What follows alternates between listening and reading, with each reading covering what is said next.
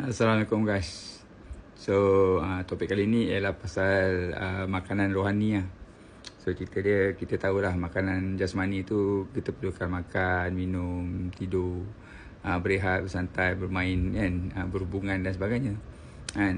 Makanan akal pula, otak kita kena pun membaca, mengkaji, meneliti kan, mencari pengalaman kan, untuk belajar dan sebagainya.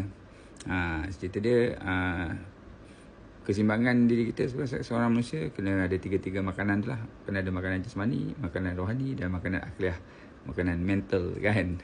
Untuk dapatkan keseimbangan lah kan, elemen-elemen yang menyeimbangkan kita sebagai seorang manusia, makhluk manusia kan. So cerita dia pasal makanan rohani kan. So kalau kita makan, tuan-tuan, kita makan, ada orang makan sampai 6 kali sehari kan. So ada yang 2 kali je, ada 3 kali, ada 4 kali kan. So cerita dia kalau makanan tu sedap, kita pun nikmat makan sedap kan. Jadi kita pun makan tambah lah 2 pinggan, 3 pinggan. Betul tak tuan-tuan kan?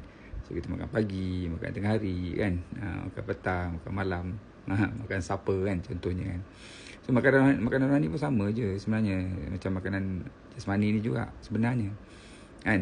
So makanan rohaninya, satu, kita makan 5 kali, makan besar ada 5 kali, iaitu solat. Bila kita solat kan, jadi bila orang sedap solat kan tuan-tuan kan, dia akan tambah lah. Dia tak cukup dengan solat fardu, dia tambah dengan solat sunat, macam tu. Sebab sedap dapat nikmat untuk solat tu kan. So yang makan pagi, makan petang dia umpama apa tuan-tuan? Umpama kita mengaji lah, kan, mengaji kan. Jadi macam kita makan pagi lah, kan. Dan makanan yang kira macam jajian kan, chips ke, macam gula-gula ke kacang kan, umpama kita berzikir lah tuan-tuan. So cerita dia kan, makanan rohani kita kan. So 5 kali kita, kalau kita makan untuk hidup tu 5-6 kali sehari kan. So sama jugalah, kita kena bagi makanan rohani 5 kali sehari, dengan bersolat, kan, dengan solat sunat dan sebagainya kan.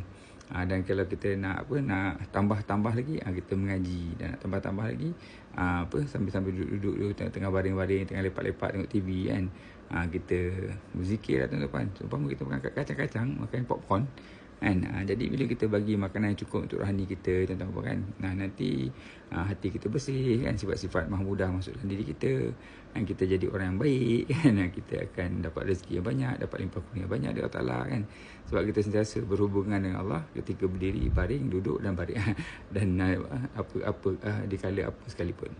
Alright tuan-tuan, bagilah makan rohani tu. Assalamualaikum. Bye.